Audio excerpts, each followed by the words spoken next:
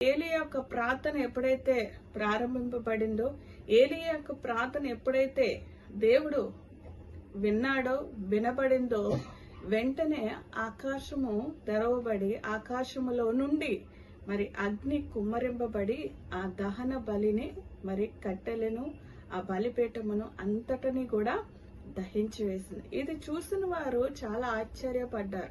ఇది చూసిన వారు చాలా దేవుని యందు నమ్మిక ఉంచారు. అంటే ఏలియా దేవుడు, ఏలియా అనుసరించే దేవుడు, ఏలియా మరి ప్రార్థించే దేవుడు నిజమైన దేవుడు.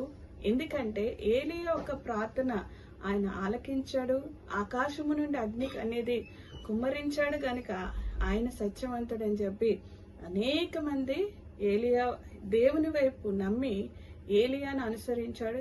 దేవుని నమ్మి మరి అనేక మంది కూడా మరి అప్పుడు సృష్టికర్తను అనుసరించి నడుచుకొని నిజమైన దేవుని అనుసరించారు.